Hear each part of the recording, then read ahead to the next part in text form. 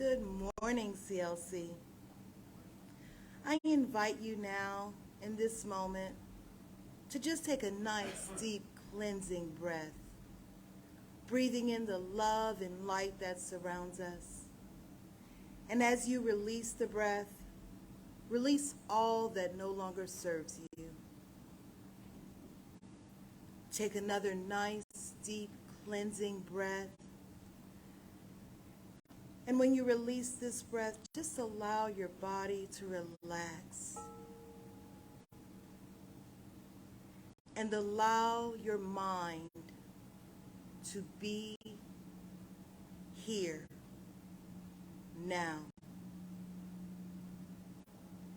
Universal love enfolds me. Universal wisdom inspires me.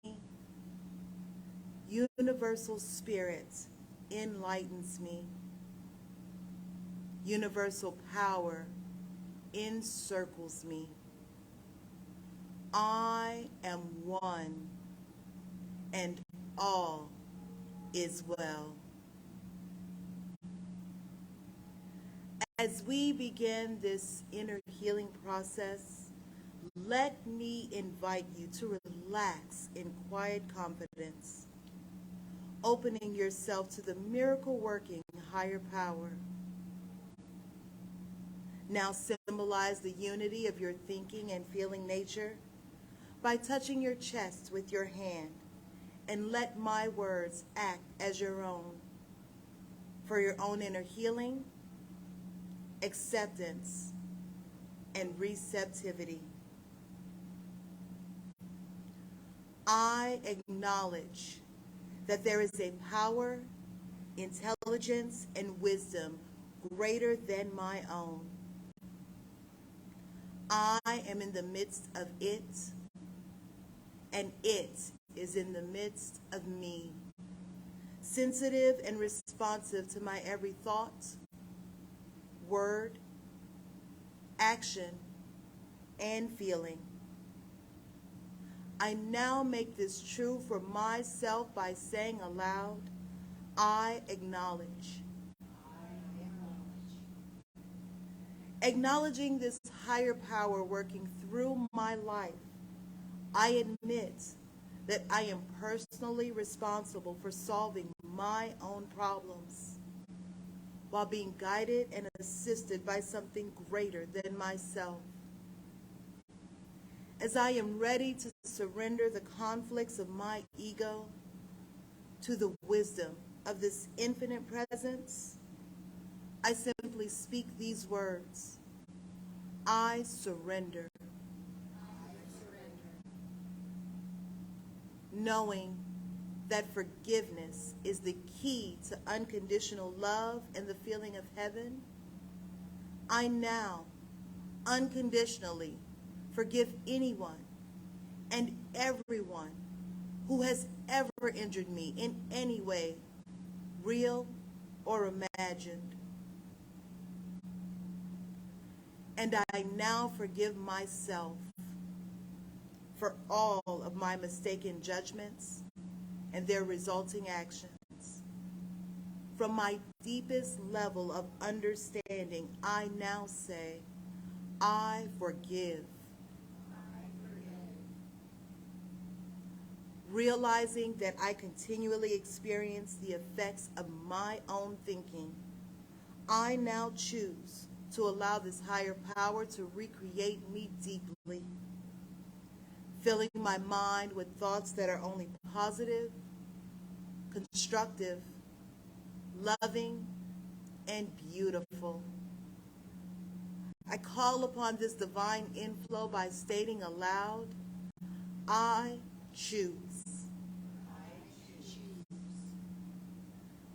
I now center upon that one special idea that I'm willing to accept as real for me in this coming week. Visualizing that idea as already acted upon and brought to pass.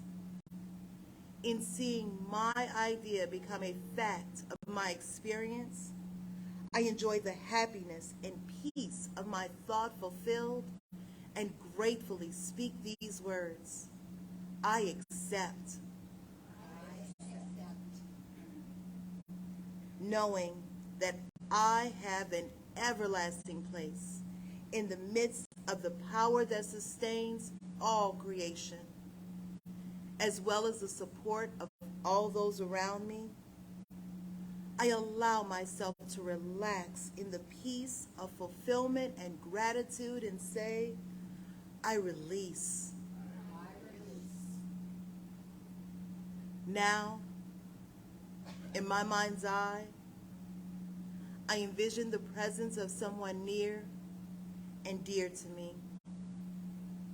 This can be a friend, a family member, a teacher or mentor, someone who has touched my life in deep and loving ways. Someone who may not be physically present in the room this morning.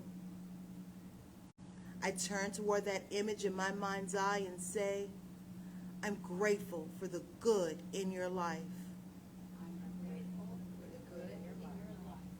Now I open my eyes, turn to the world around me, and joyfully speak to anyone physically present in the room or virtually on this broadcast, and share in confidence and gratitude in saying, I'm grateful for the good in your lives. It's Memorial Day weekend. Thank you for being here on a holiday weekend. Thank you for being here any weekend. And those of you who are watching at home or out on the road, thank you for joining us.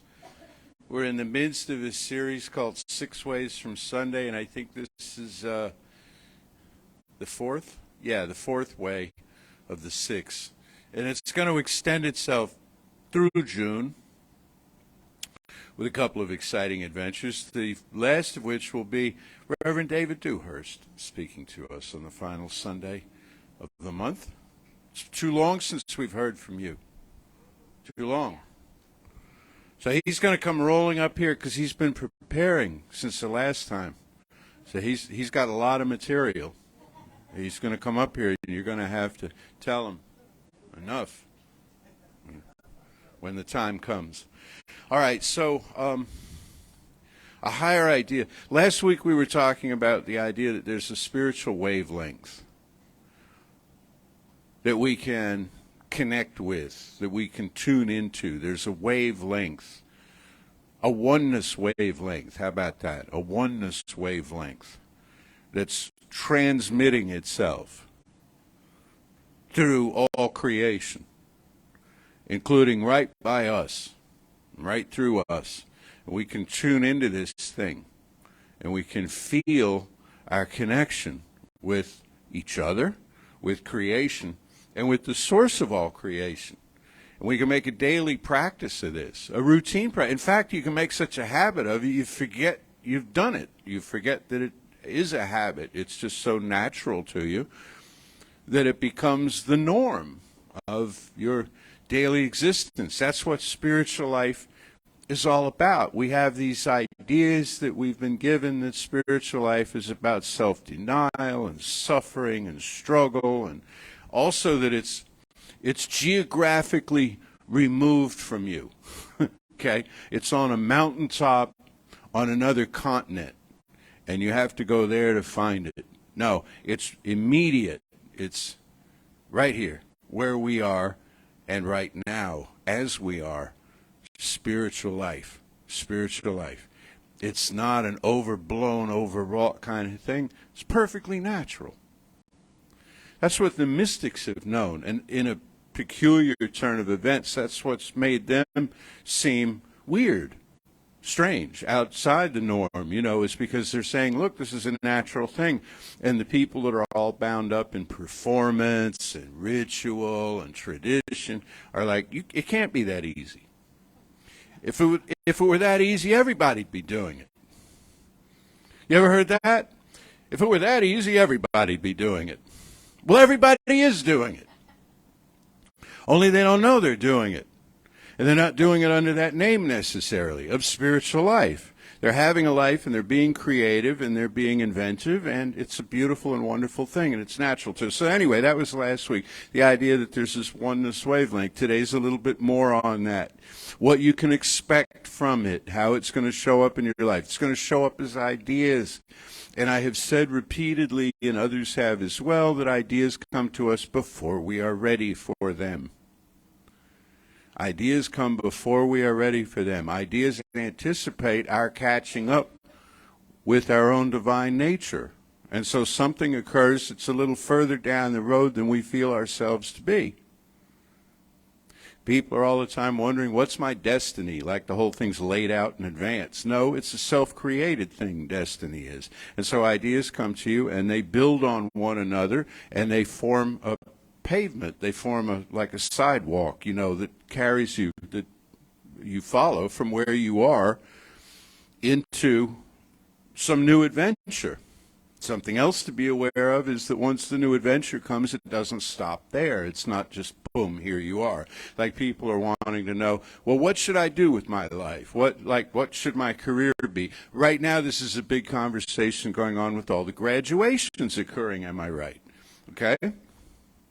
And people also are getting acceptance letters to colleges. Did you read about the young woman from here, from Conroe, who was just accepted to Harvard, who was born in jail? Her essay to Harvard had that as the first line. I was born in prison. And she went on to explain why and what she did and how she was mentored, and she was just accepted to this. Isn't that amazing? Isn't that a wonderful thing? Okay, well, acceptance is the first step. Enrollment is the second. the third, she wants to go to Harvard Law too. The third is application of intention. The fourth is, and so on, and it keeps going. And once 4 years have passed and she gets her undergrad, and have 3 or 4 more years have passed and she gets her law degree, however long it takes at Harvard, then it's going to be, then what? But along the way, intersecting with her experiences are going to be all of these other awarenesses. She's not going to be the same person she was 10 minutes from now, much less 4 or 6 or 8 years from now, because she's not doing this in a bubble. She lives in the world with other people, and she's going to come out of this thing in some new place that she had not anticipated. Well, that's how it works. We get into a line of work. I chose to be a minister. A couple other people in the room did too. And, it's not like, okay, boom, you're a minister and that's all there is to it. It's like, no. For one thing, you're reinventing the craft that you're performing. You're adding something to it, bringing something new to it. Speaking of graduations and so on, did you read about the young man in California who graduated college with 5 degrees? 5 bachelor degrees. You ready for the other shoe to drop? He's 12 years old. I'm not making this up. You can Google it, and they are right now. You can, okay? You can find it. 12 years old with 5 degrees. Everybody stands in awe of him. That's great. Now he's got a lot of choices to make, hasn't he? He's got 5 different career paths, at least on the surface that each of the degrees points toward, and he's going to combine all of this in some way and do something else. Or you know what? And I'm not putting this out there because I don't know the story, I don't know him or anything, but he might give it all up, and decide to restring tennis rackets for a living. Who knows? He could. These are all the choices that are available to us. We have no idea because we have too many ideas. We have all sorts of ideas seeking expression through us. So you go through your daily life on this oneness wavelength, and what do you encounter? For one thing, other people. You run into other people. You pretty much can't help it. They're out there. And you got to do business with them and have relationships with them and have acquaintanceship with them and have opinions and so on and so on. So what do? You recognize that this person is cut from the same cloth as I am. We are all one, yet we're not identical. If we were all identical, we wouldn't all be necessary. So we're all expressions of oneness. Or as Francis Lord puts it, the one thing we can, who's one of the teachers I'm referencing this month, she says the one thing perhaps that we can all agree on is the starting point. And from there we diverge. The starting point is oneness. Then we diverge. We all go off in different directions with that oneness. Sometimes our process looks like rebelling against the oneness. No, I want my drama. I want my conflict. It's familiar to me. I want to keep it handy. I want to keep it close by. All this oneness stuff is great, but I want to throw a tantrum now and then.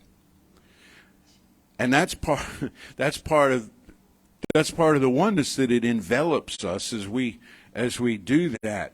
In this class we're in the midst of right now, somebody mentioned the other night the concept of the dignity of one's process. The dignity of one's process. I love that idea. Isn't that great? And that means you don't like, oh, you're not, to me, I mean, it's like you're not cheerful enough, so cheer up, because they're having a process and they're having to work it out. Or as we talked about before, when people are not ready to forgive, we don't shame them because forgiveness is what God wants you to do and it's a sacred thing and blah, blah, blah. Sometimes people need to sit in their anger, need to sit in their disappointment, need to sit in their issues for a while before they're ready to do it. Because if you're going to forgive, you want it to be real. You want it to be authentic forgiveness and not just like a note that's dashed off to somebody, but a real, genuine, heartfelt thing. And it takes sometimes a while to get to that point. It takes us a while to get to the point where we accept. I'm not sure why that is. Part of that is being incarnated in form, which looks limited and private and local. I have this body. I'm just me. You're out there. You're you. I don't know what you want from me. All of that kind of us and them sort of thing. Part of it, I think, is our training, our education, to compete with one another, to believe that everybody else wants what we have and will take it from us if we, give them half a chance.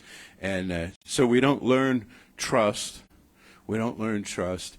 We don't learn to value our emotions. And Ernest Holmes, man, I tell you, one of the greatest injustices about the interpretation of Ernest Holmes' teaching that I hear is when people say, well, he was all up in his head and it was all about law. No, it wasn't. Read him. Read him, okay? I don't mean read excerpts of him. I mean read him. Go through his books. Go through his process chronologically from when he was starting out as a spiritual teacher. If anybody's new in the room today, Ernest Holmes is the founder of this thing that we're doing here. But go through his work all the way up to his passing in 1960, and he's gushing with feeling. It's all about color and warmth and splendor and beauty, and he says that the intellectual is poor by comparison. It's threadbare by comparison to the richness of the feeling nature. If you want to manifest something, you must feel it. Well, we're not taught this. He taught it, and to those who had ears, they heard, and now we're reading and studying him. But in our general upbringings, we were not taught this. We were taught to memorize lists of things. Memorize lists of things. I took languages, and no disrespect to the teachers or the process, but conjugating verbs is no way to make somebody fall in love with a language. Okay? What you want to do is try to paint them an emotional landscape of the people who speak this language, whatever language it is, and how they are and how they feel and how their environment, their geography even. And and involve the student in that. Also try to get beyond the thing of which way to the railway station and how much for that loaf of bread and, just the transactional stuff that you need as a tourist, and get into the real sense of the thing. Why? Because there's a consciousness in which that language exists that does not need to be taught. It just needs to be downloaded. There's one mind, and everything that could be is in that mind, including language. I read a thing the other day that said, here's how you say hello in 146 different languages, something like that. Many of those languages, it's hello, allo, hola, and in many, it's namaste, which when I came into the New Thought, this namaste means the God in me greets the God in you. No, it doesn't mean that. You know what it means? Hello. It means it's just a simple hello. However, the fact that somebody would take a hello to the level of the God in me greets the God in you is pretty cool. Rather than taking it the other way and dumbing it down, they kind of dumbed it up, which is sweet. But the thing is, whatever you want to learn exists in this universal library called cosmic consciousness, and you can draw from it. But you're not just drawing from it when you think you are. You're not just drawing from it by deliberate intention of, I'm going to the library now to check out some information. The information is streaming through you every second, including in your sleep. It's coming to you. It's coming to you. And what are you going to do with it? You're going to snag onto some of it, and you're going to implement it in some way. You're going to say, this is a useful thing. I don't know. Do you collect information? Most people do in one way or another, You collect information, you say, this is an interesting bit of trivia. I may not have any use for it right now, but someday this is going to be a punchline of a joke, or it's going to be a fun story to tell, or I can write a song around these lyrics. You collect this information. Well, that's how it works in terms of the management of cosmic consciousness. Information comes, you don't know what to do with it. Write it down. Store it. It'll come in handy. Here's another thing. You walk in on a conversation. Do you know how many stories I could tell you of stuff I've read, notwithstanding what things that I've personally experienced, but stories I've read about people you've heard of who got started in the field you heard about them in by walking in on a conversation that wasn't meant for them. Okay? Standing in line someplace and the people in front of them are having this conversation and they overhear it and they're in. Or tagging along, where are you going? Well, we thought we'd go see a movie. Oh, I got nothing else to do. You mind if I go with? No, come on. You hadn't planned to. You didn't. This wasn't an intention that was set. You go sit in the movie and it changes your life. Either the plot of the movie launches you onto a whole new path, or you decide to be an actor, or a director, or a cinematographer. Who knows? This is these amazing stories that occur, and the only reason that we hear about them is because the subject of the story is famous. And that's why it makes the news. Or you look up a Wikipedia bio, and you read it in there. Oh, that's interesting. I didn't know how this person got into this line of work. How Tina Turner learned she could sing, How it is that we happen into these things is that we turn up at the right place at the right time, which looks like the wrong place at the wrong time, or a neutral place or meaningless place at any time, and there's information there waiting for us that we pick up on and then implement in some way. Sometimes we sometimes we don't pick it up. We add to the information and leave it sitting where it is, and somebody else comes along and picks it up, I mean, there's so many different variables here. Like, you hear it said that everything is either a cry for love or an act of love, which is sweet and beautiful, and I'm not sure who said that, but it's, it's true. But it's also not that not that clear cut, and it's not just those two. It's not a binary thing. Everything is a lesson. Everything is a healing. Everything is an opportunity for you to fix something. Everything is an opportunity for you to be fixed by something, to have a new awareness, to share a new awareness. Sometimes it's an opportunity to speak. Other times an opportunity to stay silent. Ecclesiastes comes into mind here. There's a time for this and a time for that, right? It's all there. And so how do you know what to do? You check in with the oneness. Okay, I'm here. What's going on? You check in with the oneness, and Keeler, Frederic Keeler, the other writer we're considering this month, he says, don't wait for it to point you in a certain direction. Claim that you have been pointed in that direction. Whoa, that's high metaphysics. Instead of saying, I believe that somewhere there's an answer for me and that answer is now communicating itself, how about this? I believe I now have that answer. And I'm working with that answer to manifest great things coming from this. Believe that you have already received it, says, Mark 11:23. Believe that you have already received. When you ask, believe that you've already received. So how would I look? How would it feel if I had already received? So often when we think of spiritual law, we think of receiving stuff. We think of receiving, right? Here are your cash winnings. Here's your wheelbarrow full of stuff. We can manifest stuff. But that's not the point. We're all already manifesting stuff. We always have been manifesting stuff. We live in a world filled with stuff. In fact, it's got too much stuff. It's got too much stuff in it right now. It really does.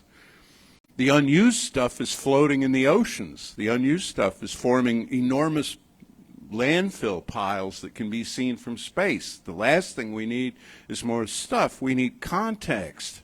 We need context in which to hold the stuff. It's like, how about manifesting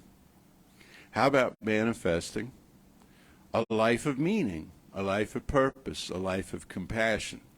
So Frances Lord talks about following our sympathies. And by sympathy, she means what you think she means in terms of like compassion, a sympathetic response to life, but also means like sympathetic vibration. That is to say, shared understanding. Sympathy is shared understanding. You familiar with transactional analysis, where you have adult, parent, and child? And if there's adult communication, it's healthy and stuff. And if it's a parent to adult, it's kind of on a slope. And if it's parent to child, it's kind of on a slope where, there's a kind of a condescension, or there's a power trip or something that's going on in here. Well, in the management of our experience of life, working from an adult to adult place, we recognize that each of us is fully endowed with spirit. Each one of us. There are no stupid people or ignorant people or backward people or anything else that have to be brought to the light by us. Everybody's operating on their interpretation of the spiritual wavelength as best they can. You want to fix the world, go to the spiritual wavelength and drink deep from that, and then you'll know what to say and do in every particular situation. Unless you don't, in which case it's an opportunity to be a little bit thrown and be a little bit surprised and astonished and realize that you have something to do, because our role in life is not always to be in charge of everything and to know what to do and to be experts at life. Our role in life is to be real. Our role in life is to be an overused word, but nevertheless, authentic. An authentic person. To be, what is an authentic person? Well, they're spontaneous and they're immediate. And Keeler talks about, again, the immediacy. Let me read you a little something out of this. It says, you desire He makes up a couple of words here, so bear with me. You desire instantaneously accurate thought. There is no hurry in instantaneity. Have you ever heard that word before in your life? I have not. Instantaneity. The immediate is here. For that reason, you never rush to it. You may call it deliberateness, slowness. I call it swiftness. You will find immediateness of mind in the deliberateness of the moment. Look for it there and in that way. What? What? In the deliberateness of the moment, standing still, being real, being, here's another overused term, but it works, fully present, being fully present in the moment. You experience the instantaneous knowing that right where you are is perfection, is wholeness, is goodness. Right where you are answers, right where you are. Right where you are. But you got to slow down for just a moment for the swiftness of thought to occur. You got to let your opinions go. You got to let your expectations go. Even your mental equivalents, even these things that we talk so much about, that you develop a template, of order and purpose and meaning. Let that go. Let that go. Alan Watts, one of my favorite teachers who we'll have a series on later this year, I think, he says, at least once a day, go out of your mind. You've heard this, haven't you? At least once a day, go out of your mind. Now, what does he mean by that? He doesn't mean stark staring mad. He doesn't mean dangerous or something. He means leave your mind alone. It's another saying of his. Leave your mind alone. Leave all of your opinions and all your expectations and all of your paradigms, really. Leave all your paradigms at the door. Because what we hunger for is astonishment, isn't it? What we hunger for is surprise and delight. We don't want to just trudge from one thing to another, even if they're successful. The person who is what we'd call the great creative genius that we know, whoever that is, in life. They don't just, I don't know, Picasso or somebody didn't just trudge from one easel to the next, from one canvas. Well, it's time to paint another painting. These people are waiting for it. And, there's money in it because I'm famous. And, no, he'd have given it up. Or his art would have been worthless as far as impactful emotionally to anybody. Okay? So we want to be surprised. We want to be surprised out of our, as Emerson said, out of our propriety. Out of our propriety. Because we do not really have proprietary rights over our own creativity. It belongs to the universe. It belongs to the universe. You do what you do. You put it out there. It's again like the artist who paints something, hangs it on a wall. People are going to file past and they're going to take from it what they do. Can you imagine the artist running out of the side room? You can't interpret it that way. That's not what I meant. Songs on the radio or whatever, you hear them, they're sad, they're happy, they are what they are. A lot of times, I read about this, people, they mistake the lyric in a song. Oh, yeah. Okay, and they think it, they think it means one thing, it's nothing. And they take a whole, all right, well, that's creativity. They've added something to the song. They built onto it. So what I invite you to do as you go forward this week on this oneness wavelength is be aware of ideas, and by ideas I mean packages of thought and feeling, not simply intellectual concepts. Idea images coming to you symbolically, linguistically, however they do, that are a little bit beyond your reach, a little bit beyond, certainly beyond your grasp, that are calling you forward to something. And just notice them. Just notice them. Write them down. Make a record. Make a record. Here's the weird thing. When you believe that such things are possible, they start to stack up. They start to appear everywhere. It's the whole thing about don't think about elephants. You've heard that, right? And then all of a sudden, right? Okay, so if you start to believe that the universe has a message for you, has a series of messages for you that require some decoding by you, guess what's going to happen? Guess what's going to happen? And if you file out of here today or at home and you say, baloney, I don't believe that kind of thing's going to happen, you know what? It's going to happen anyway. It's going to happen anyway, but it'll be going on for a while so that you'll join it like in season 3, like we do on favorite shows and stuff. Oh, this is wonderful, and it's been going on a while. Now I have to buy a subscription or whatever to watch the first part of it because I missed it, because this is great, so we don't want to miss it. We want to come in. Finally, it's Memorial Day weekend. Tomorrow is Memorial Day. In your barbecues or whatever, your celebrations, whatever fun you have planned, please take some time to remember the war dead and their families and all of us, and envision a world beyond war. You want a higher idea? There it is. How we solve our differences in a peaceful and healthy and wholesome way. So let's know together now there is one life, one power, one presence, pure spirit, everywhere, radiant, everywhere, manifesting, and on this sweet, warm, almost summer Sunday morning. It's so easy to feel the immediacy of this presence right where we are, working through us, expressing as us. I speak my word for each person here, each person listening or watching, right where each one is. There is an immediacy of knowing, a clarity, a confidence, and a context for how one's life is. There is compassion. There is self-acceptance. And so there's an acceptance of all others just as they are, in their beauty, in their creativity. This is easy to do because it's natural for us.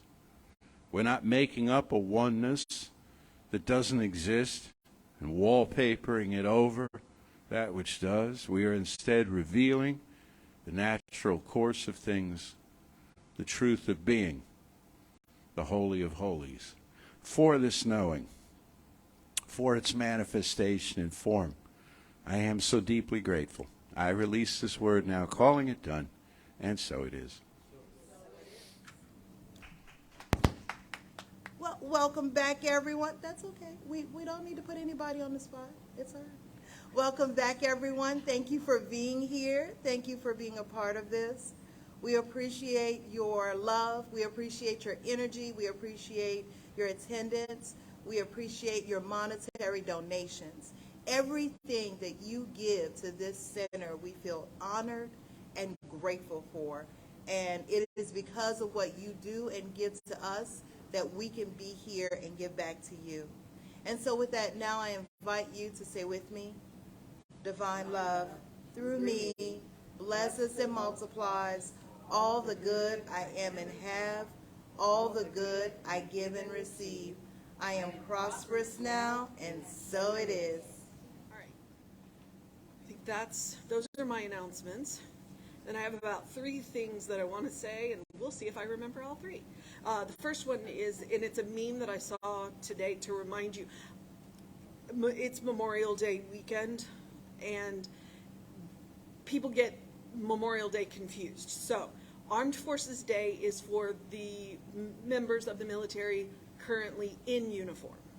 Veterans Day is to celebrate the members of the military who have taken their uniform off. They have retired. Memorial Day is for those who did not have the chance to take it off. I grew up in the military, so I'm very emotional about those 3 days. My father was in the Air Force. I was literally born when he was in boot camp, and so I spent the first 33 years of my life with the Air Force. Really only until I was 18, but I was in my 30s when my mom finally retired from working for the Air Force. So I just wanted to remind you, whatever else. And my brother was a Boy Scout, so we've done the whole, go to the military cemeteries and put flags on the graves when I was in school. So, yeah, I get kind of emotionally about that. And I'm not ashamed of it. So, I just need to keep my voice so I can keep talking. I wanted to follow up the Alan Watt quote. There was a shaman that I met, and the best advice that I got from him was that you have to go out of your mind to come to your senses. So I'm just following up on Alan Watt. Yeah. Come to your senses. And then, I was teasing Jesse earlier. What I do to him when I come up to do the closing prayer is what Inigo Montoya does. If you've seen The Princess Bride, yes. When he's trying to explain to Wesley what happens, what Inigo says is, let me explain. No, it takes too much time. Let me sum up. So I tend to sum up Jesse because I have the privilege of listening to him. This morning, the reading that I did was from Evelyn Underhill. No idea who she is. She's amazing. But she summed up what a mystic was. And what brought it to my mind is because Jesse referenced being a mysticism and a mystic. And what a mystic is somebody who is present here and now, who recognizes that they are a free agent cooperating with the universe. Not a servant of, but a child of. So I want to remind you that you are free agents cooperating with the universe. That is the truth of your being. Now what you need to do is be aware and conscious of that, which is what his whole talk was about. You are a free agent. So, in the knowing of your free agency, and in honor of Memorial Day, I invite you into that conscious, sacred space of knowing that there is one life, one power, one presence, one love. And each and every one of us are divine channels for that love. Dare I say, free agents of that love. That presence lives through us. That power flows through us. And we live that life. And as we walk forward into this week, that we take it into our hearts for those people that Memorial Day has a whole different meaning for. That we hold them, the families, in the peace of God, in the love of God, in that spiritual knowing that it was not a sacrifice without merit. That it was a sacrifice that was worthy. And that we honor that and continue to strive towards what they sacrificed themselves for. And I'm knowing that in our free agency, that we are awake and aware, that we look around this glorious world, this glorious universe, and see Spirit looking back at us and feel the love flowing through us, but also back to us. And those seeds that we have planted as we are headed into the midsummer, that are now sprouting, are coming up healthy and whole. And maybe they just need a little extra water. And so we head to that infinite source of that water and know that it is all good. And while we may chafe against divine timing occasionally, we recognize it'll all be okay in the end. And I know this with all of the gratitude in my being. I am grateful for this teaching that teaches me who I am and who each and every one of you are. And I am grateful for a place, this community, where we come together to speak the language that we know each other.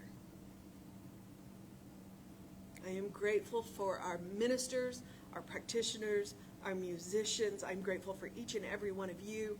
And I'm grateful for the technology that allows us to send this out to the universe. And I relax, release, and know that it is done in love and law. And so it is. With me. Say it with me now. Something wonderful is happening through me. Something wonderful is happening through me. I feel it in my body. I feel it in my body. I feel it in my mind. I feel it in my mind. I feel it in everything I am. I feel it in everything I am. I choose it. I choose it. I trust it. I trust it. I use it. I use it. And I love it. And I love it. So it is. And so it is. I know.